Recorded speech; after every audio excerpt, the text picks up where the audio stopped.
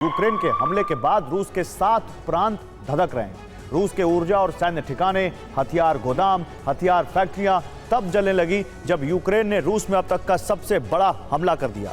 Ukraine ने रूस से उन हमलों का बदला लिया है जो रूस ने कल किया था। हैरानी की बात यह है कि इस बार रूस के एयर डिफेंस सिस्टम हर मोर्चे पर पूरी तरह से नाकाम साबित हुए। रूसी एयर डिफेंस सिस्टम इसलिए फेल हो गए क्योंकि यूक्रेन ने रूस में ट्रिपल टैप प्लान के तहत अटैक किया। 15 जनवरी 2025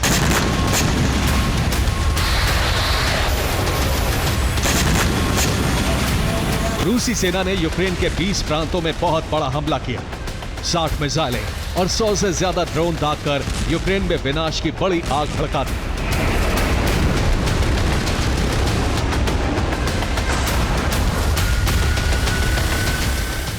सोलह जनवरी 2025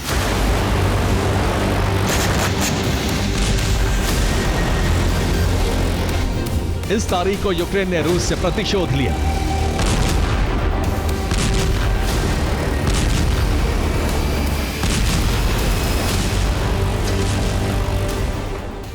ज़ेलेंस्की सेना ने रूस को उसी तरह का जख्म दिया जिस तरह से उसे रूस ने दिया था।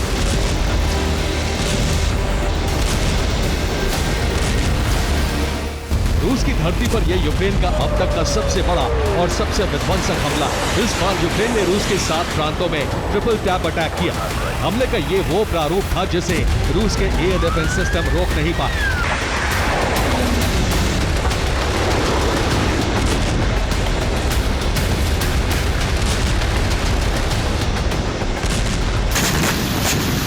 यूक्रेन ने रूस के अंदर अब तक के सबसे बड़े हमले को कैसे अंजाम दिया? यूक्रेन ने जो ट्रिपल टैप अटैक किया वो असल में क्या है?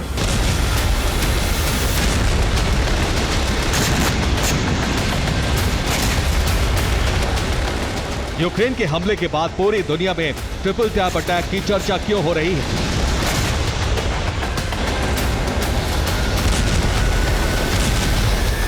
दुनिया के बड़े अखबारों में ट्रिपल टैप अटैक हेडलाइन क्यों है?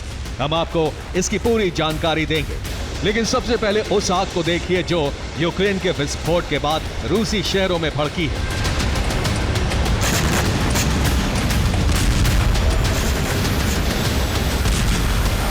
यूक्रेन के ड्रोन हमलों से वोरोनिश में रूस का ऑयल डिपो धू कर जल गया। यूक्रेन के हमले से वोरोनिश में ही एक ऑयल रिफाइनरी में भी आग लग गई।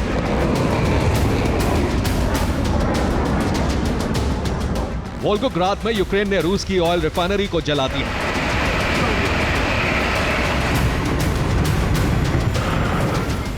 रूस के तंबोव में यूक्रेनी हमले से एक हथियार फैक्ट्री तबाह हो गई।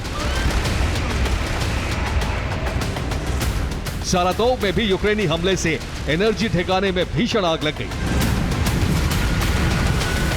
ब्रियांस्क में रूस का केमिकल प्लांट जलकर भस्म हो गया।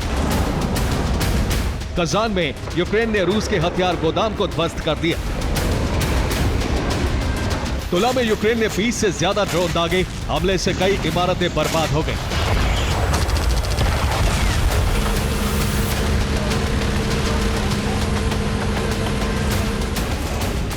यूक्रेन ने रूस के 7 प्रांतों को टारगेट किया।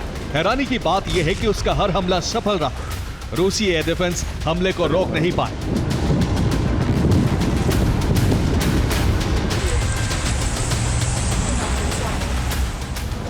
इस हमले में यूक्रेन ने रूस के power station, oil refinery, chemical plant, हथियार गोदाम और हथियार फैक्ट्रियों को तबाह किया।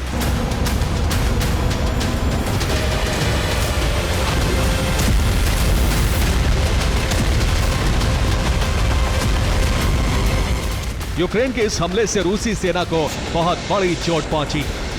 इस हमले की सबसे खास बात यह रही कि रूसी एयर डिफेंस पूरी तरह नाकाम रहे। रूसी एयर डिफेंस इसलिए नाकाम साबित हुए क्योंकि इस बार यूक्रेन ने रूस में ट्रिपल टैप प्लान के तहत धावा बोला।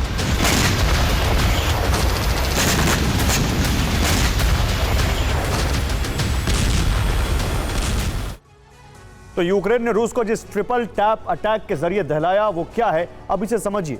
यूक्रेनी फोर्स ने रूस के 7 प्रांतों में 3 चरणों के तहत हमले किए। पहले चरण में यूक्रेन ने रूसी प्रांतों में दर्जनों ड्रोन फायर किए। यूक्रेन ने ड्रोन फायर कर रूसी एयर डिफेंस को उलझा दिया। इसके बाद शुरू हुआ हमले का दूसरा चरण। इसमें यूक्रेन ने 6 स्टॉर्म शैडो और 6 अटैक एमएस यानी कुल 12 मिसाइलें फायर की। ब्रिटेन और अमेरिका के मिसाइलों ने भी रूसी एयर डिफेंस को भटकाया। इसके बाद शुरू हुआ तीसरा और अंतिम चरण। रूसी एयर डिफेंस के उलझने पर यूक्रेन ने मुख्य हमला कर दिया। रूसी एयर डिफेंस जैसे ही उलझे वैसे ही यूक्रेनी फोर्स ने फिर से दर्जनों ड्रोन फायर कर दिए। यूक्रेन के ड्रोन ने टारगेट को सटीकता से भेद दिया और इस तरह रूसी एयर डिफेंस पूरी तरह से नाकाम हो गए। यूक्रेन ने इसी को ट्रिपल टैप अटैक नाम दिया है।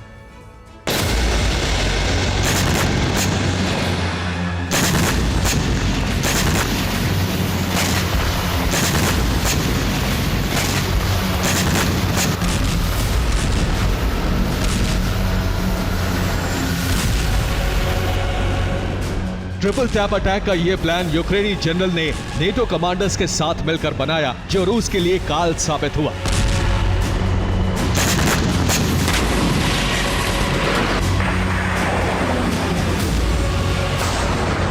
दरअसल यूक्रेनी सैनिकों को ट्रेनिंग देने के बहाने 1 दर्जन से ज्यादा नेटो कमांडर यूक्रेन पहुंच चुके हैं।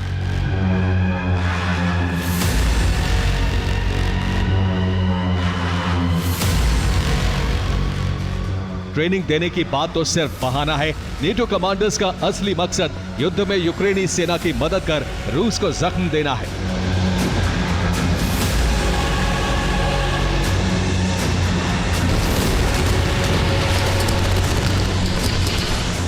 यूक्रेन रूस में अब जो हमले कर रहा है उसकी रणनीति नेटो कमांडर ही बना रहे हैं। यही वजह है कि यूक्रेन को लगातार बड़ी कामयाबी मिलती जा रही है।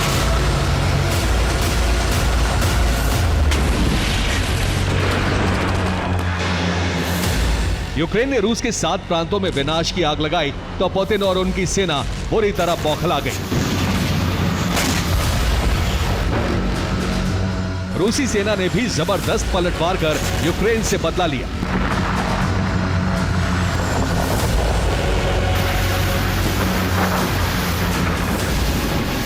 रूस ने डोनेट्स्क में यूक्रेनी सेना की टुकड़ी को खत्म कर दिया।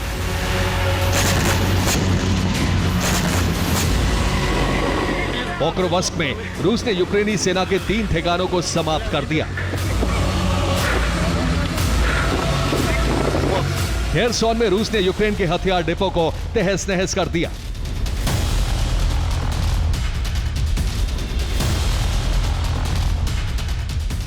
ज़ेपोरिज़िया में रूसी फौज ने जर्मन टैंक की कब्र खोद दी।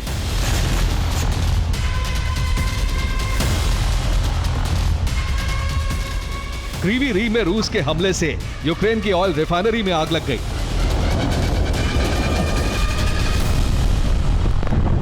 क्रामातोर्स्क में रूस ने फैब बमों से हमले किए। विस्फोट से कई इमारतें ध्वस्त हो गईं।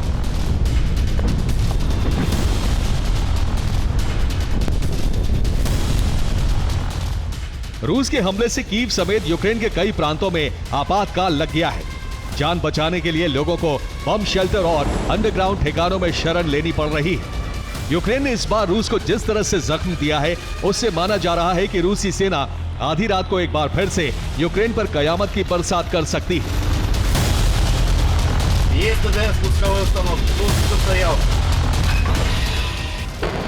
रूस का यह हमला 15 जनवरी से भी बड़ा और विध्वंसक हो सकता है।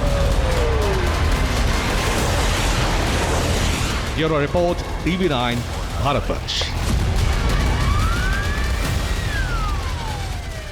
15 जनवरी को हुए रूसी हमलों पर एक बड़ी जानकारी सामने आई है। बुल्गारियन इंटेलिजेंस का दावा है कि पुतिन ने यूक्रेन पर परमाणु हमले का अभ्यास किया है। रूसी सेना यह सुनिश्चित कर चुकी है कि नेटो के डिफेंस सिस्टम उसकी मीडियम रेंज क्रूज मिसाइल को नहीं रोक पाएंगे। इसके साथ ही यह तय हो गया कि 3000 किलोमीटर के दायरे में परमाणु हमले के लिए किस मिसाइल का इस्तेमाल किया जाएगा। इस हमले में पुतिन ने दोहरी रणनीति अपनाई है। एक है यूक्रेन विनाश और दूसरी है उसके कई पड़ोसी देशों को तबाह करना। देखिए क्या है पुतिन का प्लान 15 जनवरी, जो पूरे यूरोप के लिए खतरा बन सकता है।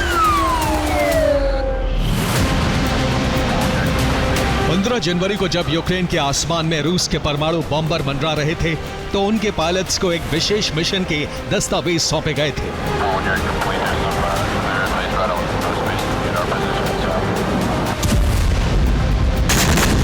15 जनवरी को जब यूक्रेन पर रूस की मिसाइलें बरस रही थीं, तो उनका उद्देश्य सिर्फ यूक्रेन को तबाह करना नहीं था, बल्कि कई यूरोपीय देशों को एक साथ तोड़ देने के लिए ये मिसाइलें यूक्रेन पर दागी गई थी।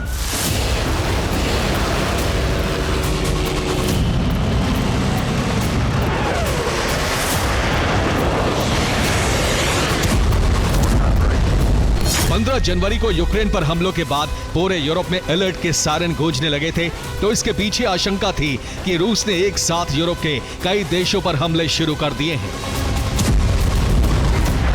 भले ही रूसी मिसाइलें पश्चिमी यूक्रेन में गिरी हों, लेकिन सच में हमले एक साथ कई देशों पर किए गए हैं और इनका असर अगले कुछ ही दिनों में नजर आने लगेगा।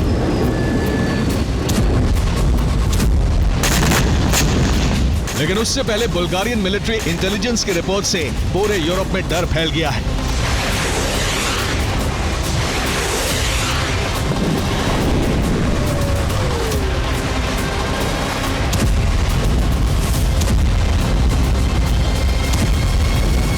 बुल्गारियन मिलिट्री इंटेलिजेंस ने कहा है कि रूस ने 15 जनवरी को डिकॉय न्यूक्लियर वेपन का इस्तेमाल किया है। रूस ने KH-55 SM क्रूज मिसाइल में फेक न्यूक्लियर वॉरहेड लगाकर फायर किए हैं। रूसी सेना यूक्रेन सहित यूरोप पर परमाणु हमले का पूर्वाभ्यास कर चुकी है। यूरोप में न्यूक्लियर हमले के लिए मिसाइल का चयन कर लिया गया है। KH सीरीज रूस की क्रूज मिसाइलें हैं, जिन्हें Tu-95 MS न्यूक्लियर बॉम्बर से फायर किया जाता है।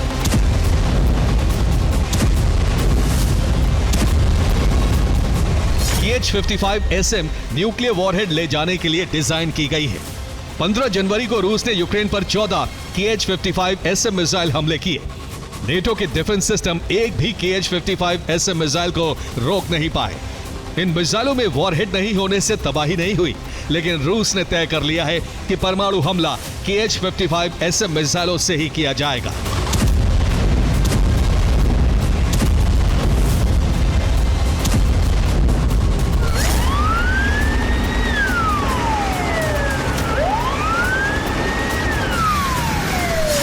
इन मिसाइलों की रेंज 3500 किलोमीटर तक है।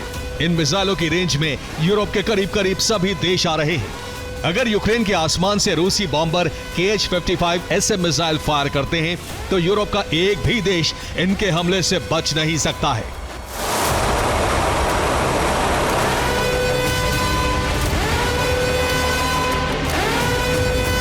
पंद्रह जनवरी को परमाणु प्रयोग परीक्षण के साथ साथ यूरोप विनाश के योग भी तैयार हो गए, जिसका एपिसेंटर बना यूक्रेन का लवीव।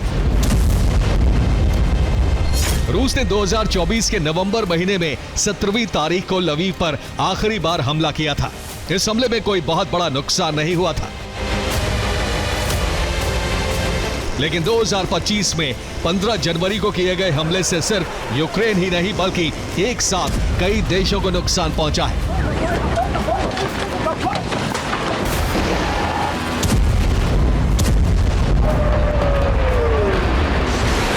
इसकी वजह है लवीव में यूक्रेन के सबसे बड़े गैस और क्रूड ऑयल प्लांट में से 2 प्लांट पर रूस के मिसाइल हमले।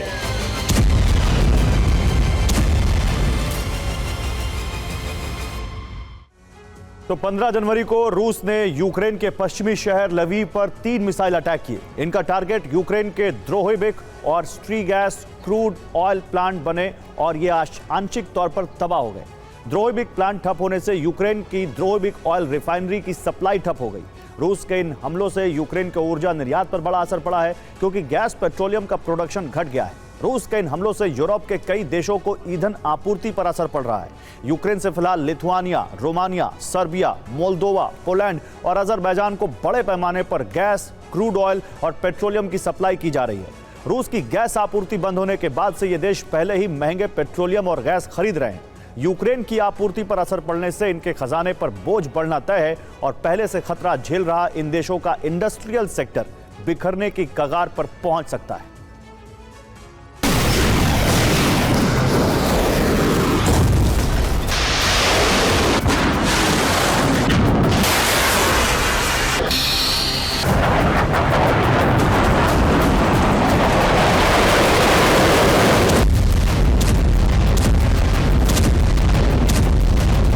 रूस के इन हमलों से यूरोप के कई देश संकट में पड़ सकते हैं, क्योंकि रूसी गैस की आपूर्ति बंद होने के बाद यूक्रेन इन देशों में अपना बाजार तैयार कर रहा था और ये भी यूक्रेन की ऊर्जा आपूर्ति पर निर्भर हो रहे हैं।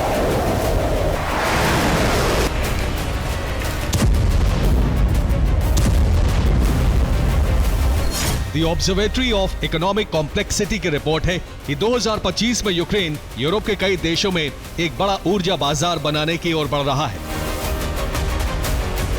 2022 में यूक्रेन ने लिथुआनिया को $2.7 मिलियन का पेट्रोलियम निर्यात किया था। 2025 में यह आंकड़ा $5.5 मिलियन पहुंचने का अनुमान जताया गया। यूक्रेन ने पोलैंड को 2022 में $4.78 मिलियन का निर्यात किया, जो 2025 में $10 मिलियन से ज्यादा पहुंचने का अनुमान है। इसी तरह रोमानिया को $27.4 मिलियन का निर्यात किया गया, जो 2025 में $50 मिलियन पहुंचने का अनुमान जताया गया। यूक्रेन के पास ऊर्जा उत्पादन के संसाधनों की पहले से कमी है और रूस के हमलों के बाद उसके रहे सहे संसाधन तबाह हो रहे हैं।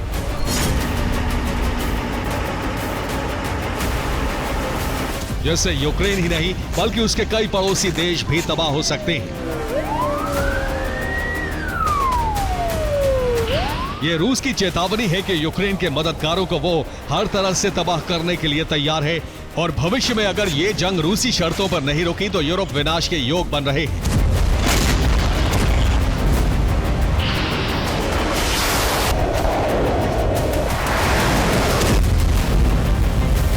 खुद ट्रंप सरकार में CIA डायरेक्टर बनने वाले जॉन रैटक्लिफ ने इसके संकेत दिए हैं। रैटक्लिफ ने 15 जनवरी को सीनेट के सामने कहा है कि रूस यूक्रेन की जंग का विस्तार हो रहा है, जिससे एक परमाणु शक्ति के साथ यूएस के टकराव की आशंका बढ़ रही है। युद्ध से अमेरिका विरोधी देश एकजुट हो रहे हैं। ये अमेरिका के इतिहास में राष्ट्रीय सुरक्षा के लिए सबसे जटिल माहौल है। संकेत साफ है कि अमेरिका जंग का विस्तार रोकना चाहता है, लेकिन यूक्रेन समर्थक देशों की हट पूरे यूरोप के विनाश का कारण बन सकती है। Bureau report, TV9 Bharatvarsh. और कुर्स्क में रूसी सेना का ड्रोन हमला। रूस ने लैंसेट ड्रोन से धावा बोला। हमले में यूक्रेन के 7 सैनिक मारे गए।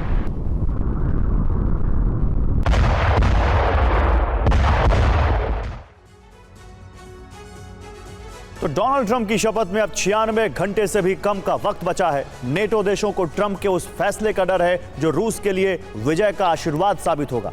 ऐसे में नेटो देशों ने यूक्रेन की सुरक्षा का एक नया प्लान तैयार किया है, जिसकी जिम्मेदारी ब्रिटेन को सौंपी गई है। ब्रिटेन के प्रधानमंत्री कीर स्टारमर इस वक्त कीव में मौजूद हैं, जहां ब्रिटेन और यूक्रेन के बीच एक समझौता हो सकता है, जिसमें कीर स्टारमर 100 साल तक यूक्रेन को सुरक्षा का वचन देंगे। लेकिन उनके इस कदम से पुतिन आग बबूला है। डर है कि अगर कीर स्टारमर ने समझौते पर हस्ताक्षर किए तो पुतिन लंदन पर सीधा हमला कर देंगे।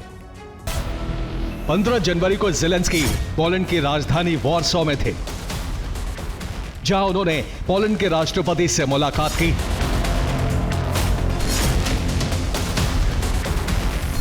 सोलह जनवरी की सुबह ब्रिटेन के प्रधानमंत्री कीव पहुंच गए, जहां उन्होंने यूक्रेनी राष्ट्रपति से मुलाकात की। बीते 48 घंटों में हुई ज़ेलेंस्की की इन मुलाकातों को यूक्रेन के सशक्तिकरण से जोड़कर देखा जा रहा है। दावा है कि ट्रंप के सत्ता संभालने के बाद भी नेटो यूक्रेन को शक्ति का संचार जारी रखने वाला है।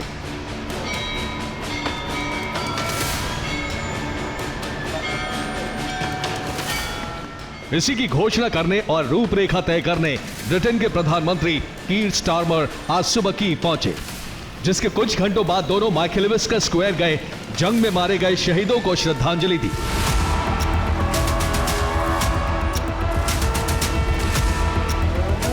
एक तरफ कीर स्टारमर कीव पहुंचे तो वहीं यूक्रेन के कई शहरों में अलार्म बज उठे। सुमी से लेकर नीप्रो तक बजते इन सायरन की वजह रूस का ड्रोन अटैक था।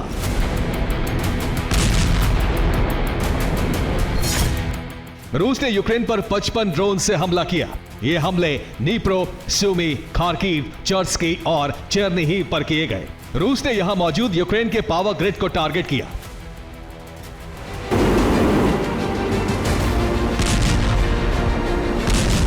रूस का टारगेट यूक्रेन के पावर ग्रिड थे, लेकिन यह मैसेज ब्रिटेन के प्रधानमंत्री कीर स्टारमर के लिए था। जो यूक्रेन की 100 साल की सुरक्षा का प्लान लेकर यूक्रेन पहुंचे हैं।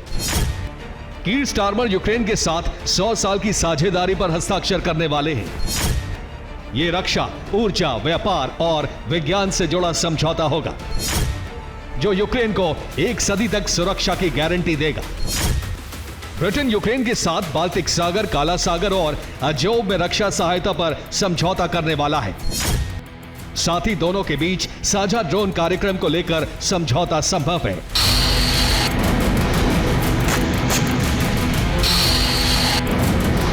इस समझौते के तहत ब्रिटेन आने वाले 100 सालों तक यूक्रेन को हथियारों की निर्बाध सप्लाई कर सकता है, ताकि ट्रंप शपथ के बाद अगर यूक्रेन की मदद बंद करते हैं तब भी वो सालों तक जंग लड़ता रहे। यूक्रेन के साथ समझौते की बात कीर स्टारमर ने खुद एक बयान के दौरान कही। कीव पहुंचने से पहले उन्होंने एक बयान में कहा, पुतिन यूक्रेन को उसके करीबी सहयोगियों से दूर करना चाहते थे, लेकिन उनकी यह महत्वाकांक्षा एक बड़ी रणनीतिक विफलता रही है। ब्रिटेन और यूक्रेन पहले से ही करीबी दोस्त हैं।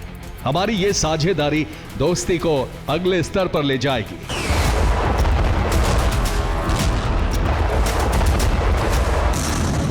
साफ है, ब्रिटेन हर हाल में इस जंग को जारी रखना चाहता है, जिसके लिए वो यूक्रेन को हर संभव सहायता देने के लिए तैयार है। लेकिन कीर स्टारमर के इस कदम से रूस आग बबूला है। पुतिन के जनरल आंद्रे गुरुलेव ने समझौता होने पर लंदन को राख बनाने की धमकी दी है। उन्होंने एक इंटरव्यू के दौरान कहा, यूक्रेन रूसी क्षेत्रों को ब्रिटेन के मिसाइलों से दहला रहा है। यह नेटो की नेविगेशन प्रणाली के बिना असंभव है। मेरा मानना है कि ब्रिटेन को धरती से मिटाने के लिए इतना काफी है। ऐसा मिसाइल हमला होगा जिससे ब्रिटेन का नामो निशान मिट जाएगा।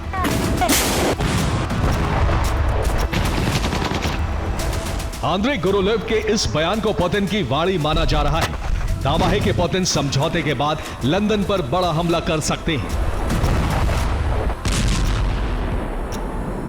माना जा रहा है कि रूस ब्रिटेन के लंदन शहर पर ओरेश्निक मिसाइल से हमला कर सकता है। हाल ही में रूस ने बेलारूस के ब्रेस्ट शहर में ओरेश्निक मिसाइलों की तैनाती की थी।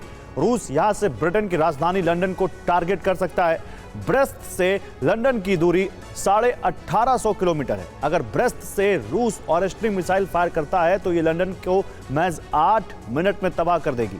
बेलारूस के अलावा बैरन सी से भी पुतिन लंदन को तबाह कर सकते हैं। यहां गादशेवो के पास रूस का न्यूक्लियर सबमरीन बेस है।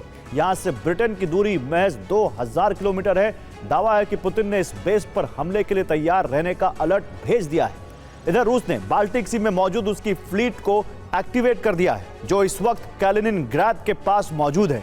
यहां से ब्रिटेन की दूरी महज 1350 किलोमीटर है।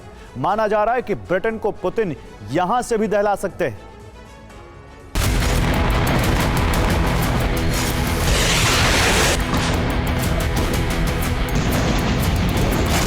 कीर स्टारमर अच्छी तरह से जानते हैं कि उनके इस कदम से लंदन की सुरक्षा खतरे में होगी।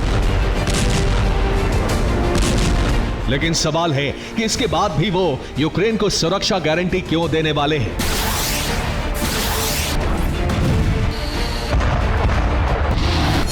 इसका जवाब ज़ेलेंस्की के एक बयान में छिपा है, जिसे उन्होंने 24 घंटे पहले ही पोलैंड में दिया था। इस बयान में रूस को लेकर 4 बड़ी बातें कही हैं। यूक्रेन के बिना यूरोप रूस का मुकाबला नहीं कर पाएगा। रूस के पास अधिक हथियार और फौज है। क्रेमलिन को रोकने के लिए यूक्रेन की जीत जरूरी है। अगर यूक्रेन हारता है तो पुतिन आगे बढ़ जाएंगे।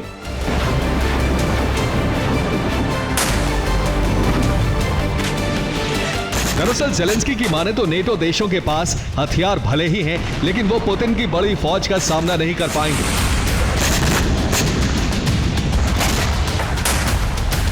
अब नेटो देशों को डर है कि अगर रूस यूक्रेन युद्ध में विजयी हुआ तो पुतिन यूरोप के अस्तित्व के लिए खतरा बन जाएंगे।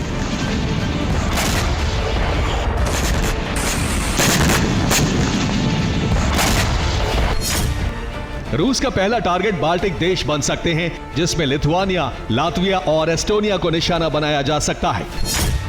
इसके साथ ही रूस नॉर्वे, फिनलैंड और स्वीडन पर भी हमला कर सकता है। रूस का तीसरा टारगेट पोलैंड, रोमानिया और डेनमार्क जैसे देश भी हो सकते हैं।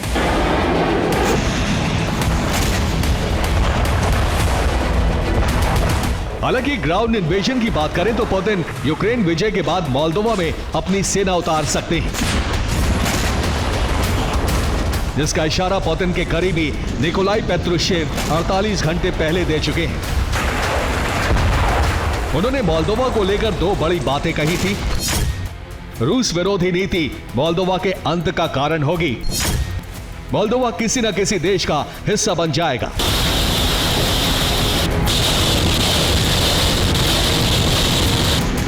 माना जा रहा है कि इसी खतरे को रोकने के लिए नेटो यूक्रेन युद्ध जारी रखना चाहता है और इसका जिम्मा नेटो ने ब्रिटेन के प्रधानमंत्री कीर स्टारमर को सौंपा है। लेकिन उनका यह कदम ब्रिटेन में तबाही की शुरुआत कर सकता है। Bureau report, TV9 Bharatvarsh. Trump की ताजपोशी के दिन जैसे जैसे करीब आ रहे हैं, वैसे वैसे यूक्रेन रूस की जंग में हालात बदल रहे हैं। जंग का भविष्य हालांकि ट्रंप के रुख पर ही निर्भर करेगा, इसलिए अब तक की स्थिति में भविष्य के दो विकल्प माने जा रहे हैं। पहला युद्ध विराम और दूसरा अमेरिका के बिना जंग। इसलिए नेटो और यूरोपियन यूनियन ने प्लान बी तैयार कर रखा है, लेकिन पुतिन उनसे एक कदम आगे हैं। उन्होंने प्लान बी को धरातल पर उतार दिया है। यह प्लान है साइलेंट प्रतिशोध, लेकिन कैसे, इस रिपोर्ट में देखिए। यूक्रेन की जंग का भविष्य दो प्रमुख किरदारों के रुख पर टिका है, पुतिन और ट्रंप। इसमें पुतिन के रुख का फिर भी इतना महत्व नहीं है, क्योंकि युद्ध विराम हुआ तो पुतिन का यूएसएसआर विस्तार कार्यक्रम कमजोर पड़ जाएगा।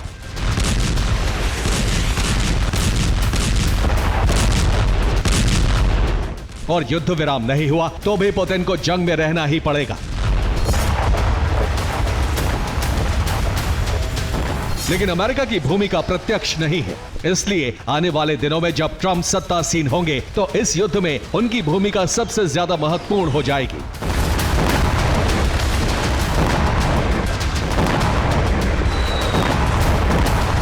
पुतिन के लिए ट्रंप का रुख इसलिए महत्वपूर्ण है क्योंकि ट्रंप का झुकाव उनकी तरफ दिखा तो इस जंग में दुश्मनी के दायरे से अमेरिका बाहर निकल जाएगा और अदावत के घेरे में यूक्रेन के साथ वो सभी देश होंगे जो ट्रंप की खींची लकीर से अलग लकीर खींचेंगे। और इस तैयारी की भनक पोलैंड के जासूसों को लग चुकी है।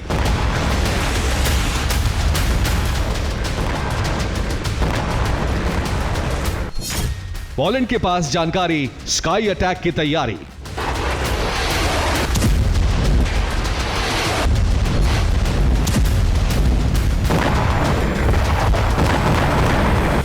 ट्रंप के फैसले के विरुद्ध यूएस बिना जारी रहेगा युद्ध।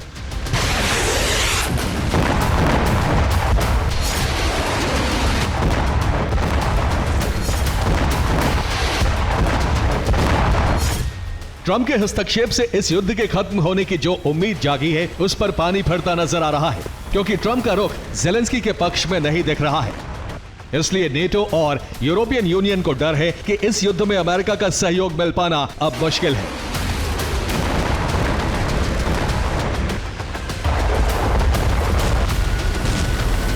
इसलिए यूरोप में एक नया अलायंस बनाने की तैयारी शुरू हो चुकी है, जिसमें यूक्रेन भी शामिल है और इसका संकेत खुद ज़ेलेंस्की ने दिया है।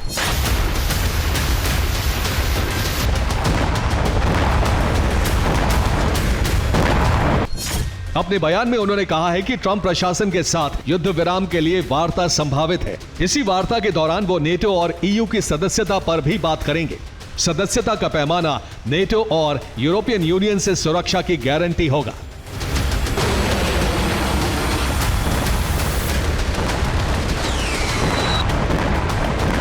यानी ज़ेलेंस्की ने इरादे जाहिर कर दिए हैं कि वो अपने उस रुख पर कायम रहेंगे जो पुतिन को बिल्कुल पसंद नहीं है। इसलिए आशंका है कि ट्रंप ने उम्मीद जगाई है उसे धराशायी किया जाएगा।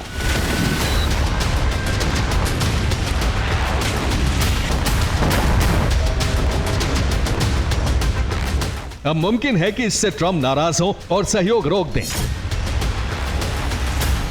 या फिर जंग को ही अंतिम रास्ता मानकर यूक्रेन को सहयोग दें, जिसकी संभावना कम है। लेकिन वो अपना हाथ जंग से खींचते हैं तो फिर दो स्थिति बन सकती है।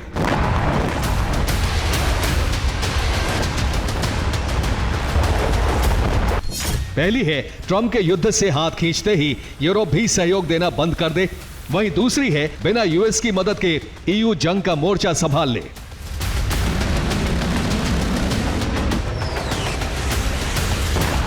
पहली संभावना में सिर्फ यूक्रेन को नुकसान है, लेकिन दूसरी संभावना में यूरोप पर संकट के बादल गहरा जाएंगे, जिसके लिए पुतिन रणनीति भी बना चुके हैं।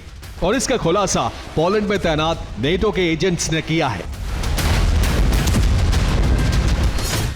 दावा यह है कि रूस दुनिया भर की एयरलाइंस पर हमला कर सकता है।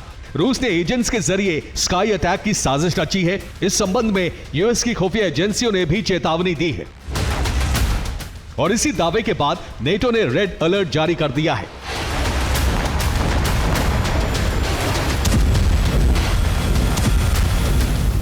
हालांकि मॉस्को ने आरोपों को निराधार बताया है, लेकिन पोलैंड के प्रधानमंत्री डोनाल्ड टस्क ने पिछले दिनों हुए विमान हादसों का उदाहरण देकर अपने दावे की पुष्टि करने की कोशिश की है। इसलिए रूस पर ट्रंप के रुख से यूरोप बेचैन है, जिसे प्रमाणित करता है लिथुआनिया का ऐलान। लिथुआनिया के विदेश मंत्री केस्तुतिस बुद्रीस ने बयान दिया है कि यदि कीव आधिकारिक तौर पर पश्चिम से सहयोग मांगता है तो लिथुआनिया यूक्रेन में सेना भेजने पर जरूर विचार करेगा। इसके अलावा सहयोगियों के साथ इस मांग पर चर्चा भी करेगा। यूक्रेन में दूसरे रूपों में सैन्य विस्तार बहुत जरूरी हो गया है। मतलब साफ है कि ट्रंप का जो भी रुख हो, यूरोपीय देश यूक्रेन की मदद जरूर करेंगे। इसलिए युद्ध की रूपरेखा पर नेटो में भी बैठकों का दौर शुरू हो चुका है और इस स्थिति को मॉस्को भी समझ चुका है। इसलिए रूस की तैयारी दो मोर्चे पर जारी है, जिसमें एक तरफ ट्रंप है तो दूसरी तरफ यूरोप।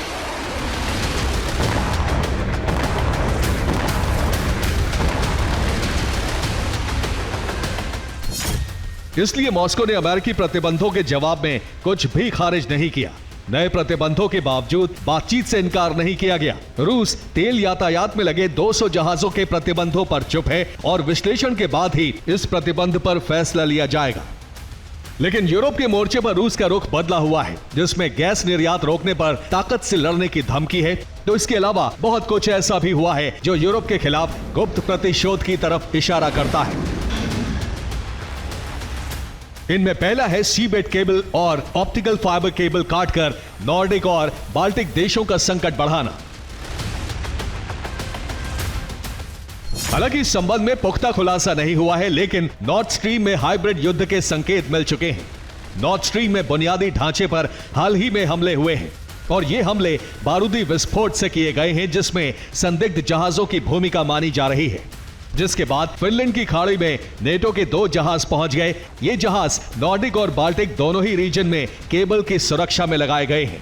इसके अलावा नेटो की सबमरीन और निगरानी विमान भी गश्त पर हैं। ऐसा इसलिए किया गया है क्योंकि केबल वार रूस और चीन का संयुक्त मोर्चा माना जा रहा है, जिससे निपटने के लिए नेटो ने ब्लू व्हेल स्टेल्थ पनडुब्बी को तैनात कर दिया है।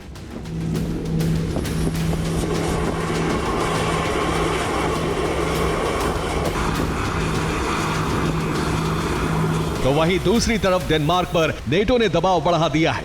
दबाव है बाल्टिक सागर में फंसे रूस के टैंकर पर चढ़कर उसका निरीक्षण करने का, ताकि रूस की शैडो फ्लीट की तस्वीर साफ हो सके। लेकिन इन्हीं दबावपूर्ण कार्रवाइयों ने नेटो के अंदर भी रूस के मोर्चे पर फूट डाल दी है। इनमें जर्मनी और रोमानिया के बाद स्लोवाकिया शामिल है, जिनका आरोप है कि ज़ेलेंस्की पूर्वी यूरोप के देशों को नुकसान पहुंचा रहे हैं। ब्यूरो रिपोर्ट, TV9 भारत पर। और पुतिन ने जिन 2 कोरियाई जनरल को कुर्स्क खाली करवाने का जिम्मा सौंपा था, अब वही जनरल पुतिन का सिरदर्द बन गए। दावा है कि ये कोरियाई जनरल पुतिन के एक सीक्रेट पैलेस में आराम फरमा रहे हैं, जो कुर्स्क की फ्रंटलाइन से काफी दूर है। माना जा रहा है कि किम के इन्हीं 2 जनरलों की लापरवाही कुर्स्क में कोरियाई सैनिकों की मौत का कारण बन रही है।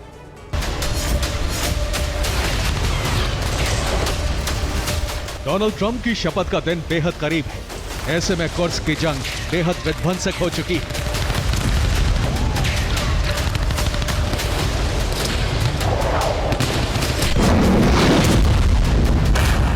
पुतिन रूस और कोरियाई सैनिकों को आने वाले 4 दिन में कुर्स्क खाली करवाने का आदेश दे चुके हैं।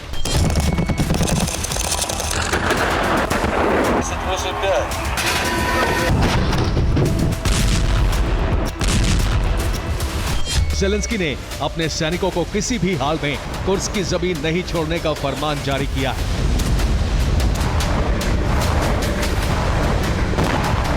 इस बीच कुर्स्क के मैदान से एक ऐसी खबर सामने आई है जिसने रूसी राष्ट्रपति की टेंशन बढ़ा दी है।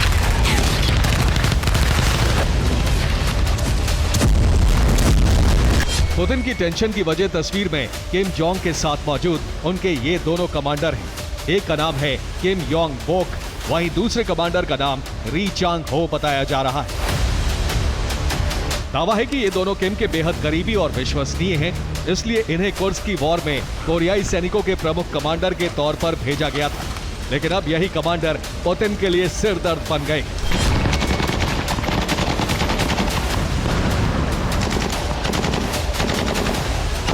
हाल ही में आई एक रिपोर्ट के मुताबिक ये दोनों कमांडर रूस के एक रिजॉर्ट में मौजूद हैं। ये रिजॉर्ट कुर्स्क से कई किलोमीटर दूर है। कमांडर रिजॉर्ट में आराम फरमा रहे हैं। दोनों कमांडर फ्रंट लाइन पर नहीं जा रहे, फोन से ही कोरियाई सैनिकों को निर्देश दे रहे हैं।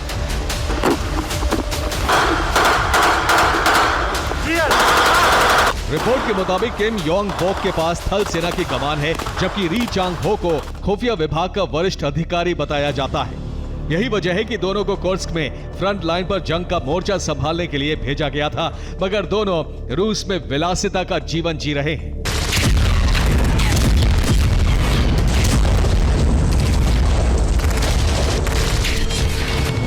कुर्स्क में मारे जा रहे कोरियाई सैनिकों की मौत के पीछे इन्हीं कमांडर्स की लापरवाही मानी जा रही है।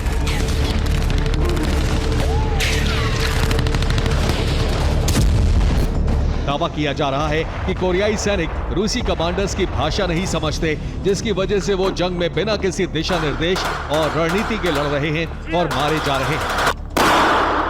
दावा किया जाता है कि अक्टूबर 2024 के अंत में किम जोंग ने कुर्स्क में करीब 10,000 सैनिकों को भेजा था। 3 महीने से भी कम वक्त में 3,000 कोरियाई सैनिक मारे जा चुके हैं। हाल ही में यूक्रेन ने एक वीडियो जारी कर दावा किया था कि 2 कोरियाई सैनिकों को यूक्रेन बंदी भी बना चुका है। इन सब की वजह कोरियाई कमांडर्स का जंग में ध्यान नहीं देकर रिजॉर्ट में अय्याशी करना माना जा रहा है।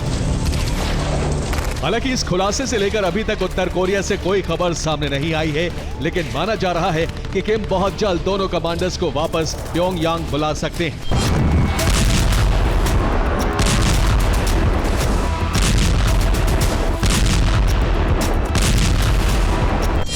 जिसके बाद इन पर किम का क्रोध बरस सकता है। Bureau report, TV9 Bharat. और अमेरिका में 3 दिन बाद ट्रंप का शपथ ग्रहण होने वाला है। इस बात ने ईरान की बेचैनी बढ़ा दी है, क्योंकि ईरान जानता है कि अगर ट्रंप सत्ता में आए तो अमेरिका के टारगेट पर ईरान के परमाणु ठिकाने होंगे। खामनेई ने इसी खतरे को देखते हुए ही समंदर में अपना वो सीक्रेट जासूस तैनात कर दिया है जो तीसरी आंख बनकर ईरान की रक्षा करेगा। आखिर कौन है ईरान का वो रक्षक जासूस और खाड़ी पर क्यों मंडरा रहा है महायुद्ध का खतरा? इस रिपोर्ट में देखिए। खाड़ी में हलचल तेज है। ईरान अपनी जंग की तैयारियों को धार दे रहा है, लगातार युद्धाभ्यास कर रहा है।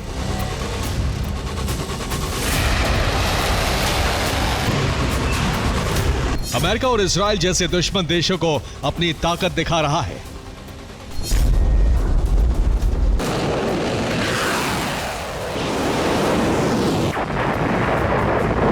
क्योंकि उसे डर है कि जैसे ही अमेरिका में नए राष्ट्रपति का शपथ ग्रहण होगा, ईरान के परमाणु ठिकानों पर ग्रहण लगाने के लिए अमेरिका कोई कोर कसर नहीं छोड़ने वाला। खामनेई की सल्तनत को गिराने के लिए इजराइल और अमेरिका ऐसा हमला कर सकते हैं जिससे ईरान के परमाणु कार्यक्रम पर पूर्ण विराम लग जाएगा। यही वजह है कि अब ईरान ने समंदर में अपना वो जासूस उतार दिया है जो न सिर्फ साइबर ऑपरेशन को रोकने का काम करेगा, बल्कि इसके साथ साथ खुफिया जानकारी भी जुटाएगा। ईरान के इस सीक्रेट जासूस का नाम है ज़ैग्रोस। ईरानी हुकूमत ने इसे ईरानी नेवी में कमीशन कर दिया है। ज़ैग्रोस का निर्माण ईरान में ही किया गया है। यह ईरान का पहला सिग्नल इंटेलिजेंस शिप है जो इलेक्ट्रॉनिक सेंसर, इंटरसेप्टर और अन्य साइबर इंटेलिजेंस से लैस है।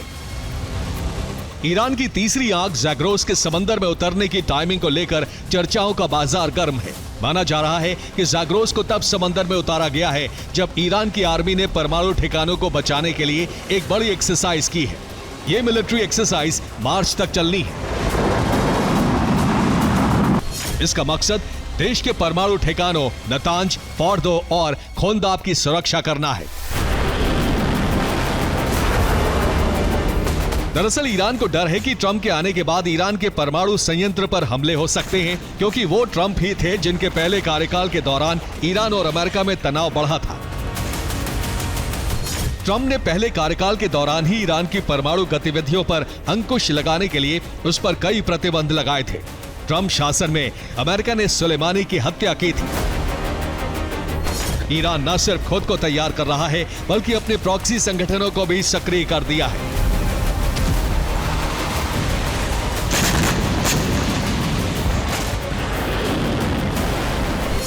इसी प्लान के तहत हूती लाल सागर में लगातार अमेरिका की सुपर शक्ति को ललकार रहा है। हूती ने लाल सागर में एक बार फिर से अमेरिकी aircraft carrier USS Harry Truman पर हमला किया। साथ ही एयरक्राफ्ट की फ्लीट पर भी हमले किए गए। लाल सागर में तैनाती के बाद यह छठा मौका है जब यूएसएस हैरी ट्रूमन को हूती ने टारगेट किया। इस तरह हूती और ईरान सुपर पावर को बारूदी चैलेंज देने की कोशिश कर रहे हैं। खाड़ी में जिस तरह की हलचल हो रही है, उसने अरब में एक बार फिर से महायुद्ध की चिंगारी को हवा दे दी है। Bureau report, TV9 Bharatvarsh. और महीनों से सुलग रहे गाजा में बारूदी विध्वंस की गूंज थम चुकी है। बंधक संकट पर इजरायल और हमास के बीच एक डील हो चुकी है, जिसमें 2 चरणों में बंधक संकट खत्म होगा। इस डील में कई किरदार हैं, लेकिन 5 मुख्य हैं। वो कौन है और क्या यह डील लंबी चलेगी? क्या वाकई अब गाजा और इजरायल के बीच अदावत खत्म हो जाएगी? सभी सवालों का जवाब इस एक्सक्लूसिव रिपोर्ट में देखिए।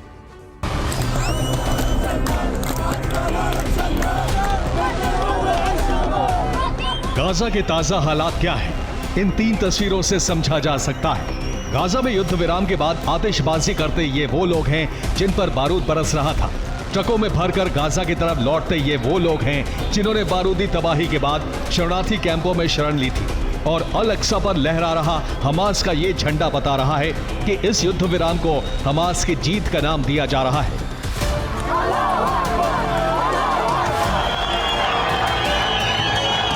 लंबे समय के बाद गाजा की ये तस्वीर एक ऐसे क्षेत्र में शांति स्थापना की सूचक है जो दशकों से सुलग रहा था। और ये आग इजरायली नागरिकों पर हमले के बाद युद्ध के रूप में भड़क गई थी। लेकिन हालात बदल गए हैं। इन हालातों को बदलने वाले 5 बड़े किरदार हैं।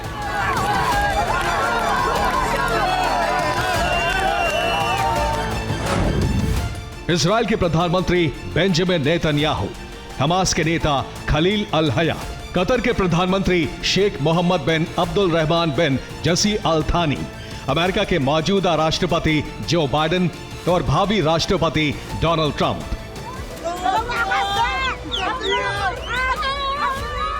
इनमें नेतन्याहू और अल हया की भूमिका सिर्फ युद्ध विराम के लिए इच्छा शक्ति दिखाने और बंधकों की अदला बदली तक सीमित है।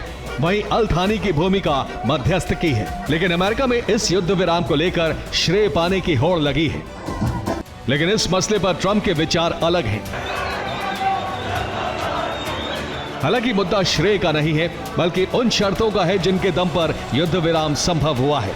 और सवाल है भविष्य में इस मोर्चे पर युद्ध की चिंगारी का, जो हमास के खात्मे तक सुलगती रह सकती है। लेकिन पहले युद्ध विराम कैसे हुआ, ये जान लीजिए। दरअसल युद्ध के बीच इजरायली नागरिकों ने नेतन्याहू के खिलाफ मोर्चा खोल दिया था। उनका मानना था कि नेतन्याहू बंधकों की रिहाई के लिए नहीं, बल्कि विस्तार के लिए लड़ रहे हैं। युद्ध और भारी प्रदर्शन के दबाव में मोसाद के चीफ बंधकों पर डील पर आगे बढ़े। इस डील में कतर ने अहम भूमिका निभाते हुए हमास और इजरायल को एक मंच दिया, जिसमें बंधक संकट पर एक निष्कर्ष के साथ युद्ध विराम की जमीन बनी। और फिर युद्ध विराम के लिए शर्तें तय की गईं, जिसे 2 चरणों में पूरा होना है। इसमें पहले चरण के तहत 33 बंधकों की रिहाई होगी, जिनमें बच्चे, महिलाएं और महिला सैनिकों समेत 50 वर्ष से ज्यादा आयु के बीमार और घायल शामिल हैं। तो वहीं इजरायल इनके एवज में 1000 कैदियों की रिहाई करेगा, जिन्हें गाजा, कतर और तुर्की भेजा जाएगा। इनमें वो कैदी शामिल नहीं हैं जिन्हें इजरायल ने आतंकवादी घोषित किया है। इसके अलावा इजरायल मानवीय सहायता भी देगा और मध्य गाजा से इजरायली सेना की वापसी होगी।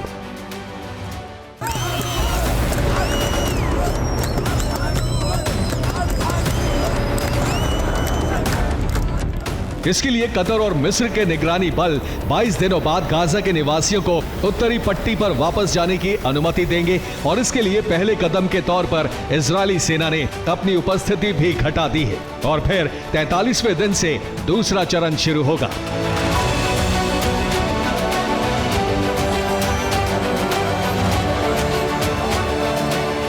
इस चरण की अवधि 42 दिन रखी गई है। इसमें हमास बाकी बचे बंधकों की रिहाई पर चर्चा करेगा। इनमें युवा, सैनिक, नागरिक और शव भी शामिल हैं।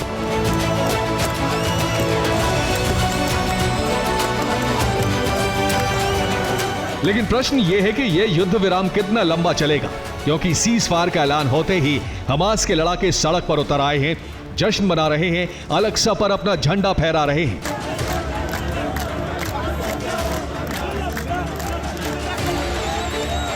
इसलिए इस सवाल का जवाब फिलहाल किसी के पास नहीं है, लेकिन आशंका है कि यह युद्ध विराम टूट सकता है।